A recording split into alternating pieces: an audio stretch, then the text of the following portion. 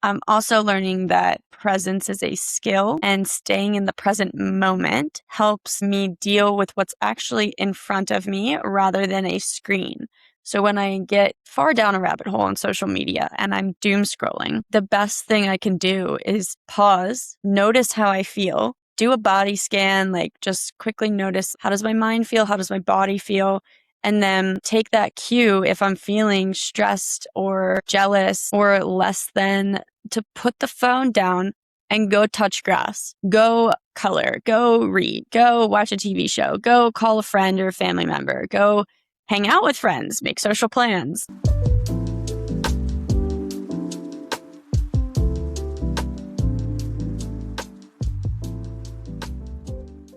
Hey everyone, welcome to The Naked Truth with Lauren Season 2. Welcome back if you're a Season 1 listener, and welcome for the first time if you're tuning in for the first time. We are going to be talking all about the messy realities of navigating your 20s this season, and I am promising you real, stripped-down conversations about work, friendship, dating, self-worth, and the growing pains that no one warns you about at this age. Hopefully, you will feel a little less alone after listening. I'm your host, Lauren, a 29-year-old professional living in DC, passionate about creating spaces for open conversations and building genuine community. And I am so glad you're here. Thank you so much to our Season 2 podcast sponsors, Kelly Miller, Marika and Batman Pierce, Pauline Shu, and Jenny Porter. I couldn't do this without you. Well, it happened again. I caught myself doing it. 10 p.m., lights are off. Last night, I'm 10 weeks deep into the Instagram feed of a girl I haven't spoken to since like 2015. And I'm wondering why her apartment looks like a Pinterest board and mine has all these dishes piled up in the sink. Does that sound familiar? You're not alone. Our brains are literally wired to compare ourselves to that girl from college or high school who seems to have it all. There's this thing called the social comparison theory. And according to Psychology Today, I looked this up. It's the natural human tendency to determine our own social and personal worth based on how we stack up against others. This theory was developed in 1954 by a psychologist named Leon Festinger. And so our brains are literally wired to compare ourselves to others. And it's not always the best for our mental health or our state of mind. I'm going to share a specific story recently where comparison stole my joy, straight up. Recently, I saw a lot of other local DMV creators get invited to a new cafe opening in DC, and they were sharing content from it. And while I loved the content, I think the content is excellent, I felt this like ping of jealousy while I'm out here trying really hard to build out my content creation offering as a part of my larger business. And there was just an undeniable underlying feeling of jealousy, as well as being proud and excited for these creators who I know personally. Two things can be true at once. I wished I had the same opportunity, and I was also excited for them to have had this amazing opportunity. And so on the envy, on the jealousy side, the physical feeling, I felt this hit in my stomach, and I felt this like not enoughness feeling. I felt behind in my content creation journey.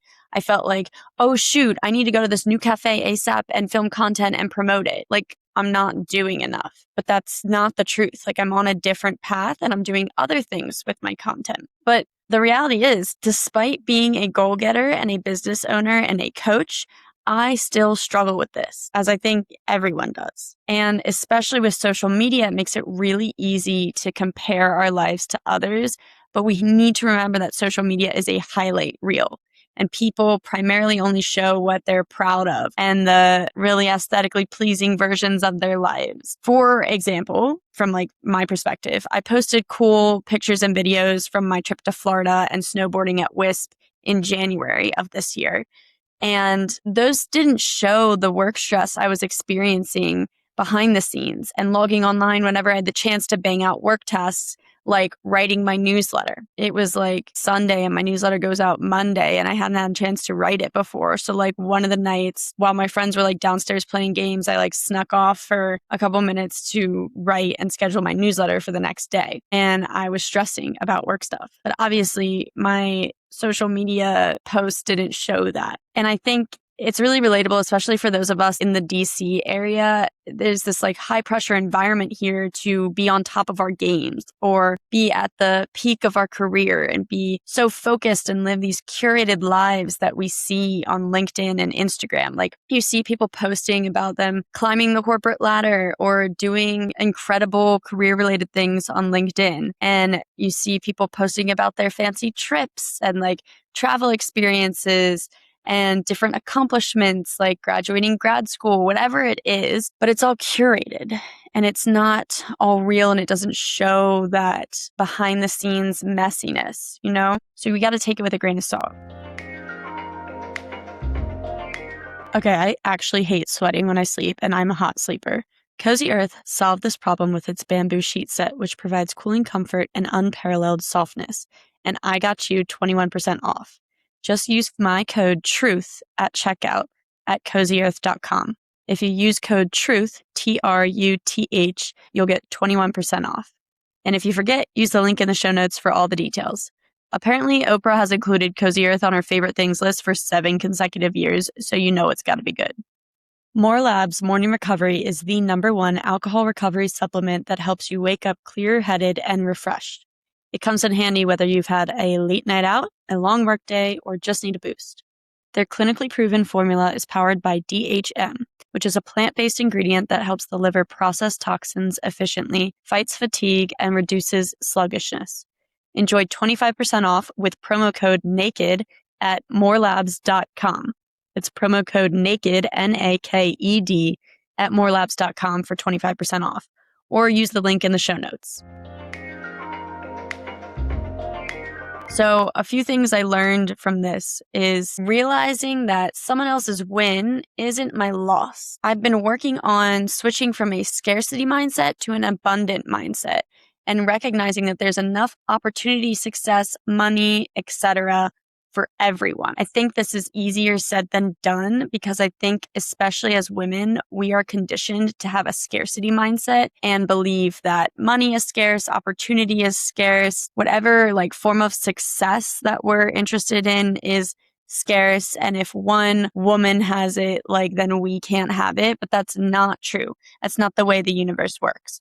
Actually, it's the opposite. And I've been trying to unlearn what's in my brain and then relearn the reality and like the law of attraction. And it's actually like, if you see people that you personally know are close to you getting these opportunities, then they're closer to you than you think. By proxy, the opportunity is about to come your way. And you just have to reprogram your mind to think of it that way and attract these opportunities because we live in a world and a universe of abundance. So there's plenty to go around for everyone. Easier said than done, I know. And I'm not always the best at embracing this mindset myself. As I said, it's something that I'm working on. Definitely a work in progress. But another thing that I learned is I am the architect of my feed, of my social media feed. If an account makes me feel less than instead of inspired, I unfollow it. No shame. If an account makes you feel less than instead of inspired, that is a signal, not a failure. It's a signal that you shouldn't be constantly looking at this account, which the algorithm will keep sending you the longer you look and interact with these accounts. It's not a failure on your part. It's literally explained by psychology. And so your brain is wired to compare. Don't be hard on yourself. Don't feel defeated or upset. I mean, feel your feelings. All your feelings are valid, but just know that it's not your fault, I guess is what I'm trying to say. And I'm also learning that presence is a skill and staying in the present moment helps me deal with what's actually in front of me rather than a screen. So when I get far down a rabbit hole on social media and I'm doom scrolling, the best thing I can do is pause, notice how I feel, do a body scan, like just quickly notice how does my mind feel? How does my body feel? And then take that cue if I'm feeling stressed or jealous or less than to put the phone down and go touch grass. Go color, go read, go watch a TV show, go call a friend or a family member, go hang out with friends, make social plans, make travel plans, whatever it is. Go outside, go on a run, go to the gym, move my body, okay? Maybe meditate if you're into that. Like do something like a mindfulness activity. And it like reintroduces you back into the real world. Social media is not the real world, and it's important to take a step back and realize that. Again, easier said than done.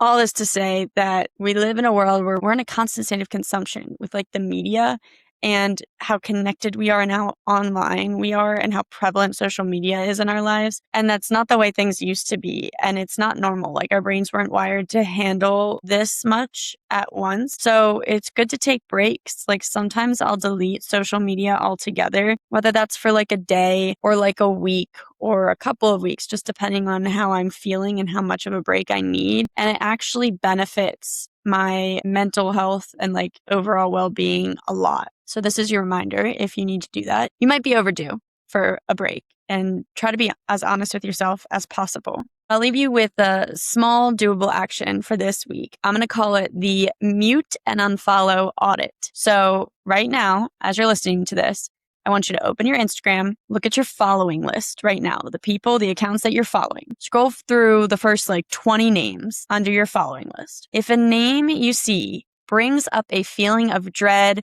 or jealousy or just makes you feel like you are not doing enough, hit mute or unfollow. You do not owe anyone your attention if it costs you your peace. I'm going to say that again. You do not owe anyone your attention if it costs you your peace. It is not worth it. Protect your peace at all costs. And it's not a bad thing. It's not a personal vendetta against the person if you mute or unfollow them. It's about you. It's more for you than it is for anyone else. And your brain will thank you for doing this. If you did the audit, DM me a check mark so I know you're reclaiming your headspace. You can DM me on Instagram at thenakedtruth.pod and then close out and maybe delete Instagram for like a day or two. I don't know. But yeah, DM me a check mark so I know you're reclaiming your headspace and taking ownership. And remember that you are so much stronger than your insecurities think you are. I'm going to say that again too. You are so much stronger than your insecurities think you are. Remember that. Talk soon, bestie. Thanks for listening to The Naked Truth with Lauren. If you like the show, make sure to subscribe, rate, and review it on whatever platform you're listening or watching. It helps other women just like you to find the show. And if you have a friend who needs to hear this episode, share it with them. If you want to hear more from me, sign up for my community gratitude practice newsletter at thenakedtruthwithlauren.com. You'll receive a quick dose of gratitude every week to help shift your focus from what's missing to what's meaningful in your life. And you can follow along on Instagram at thenakedtruth.pod for more inspiring content. Catch you on the next episode.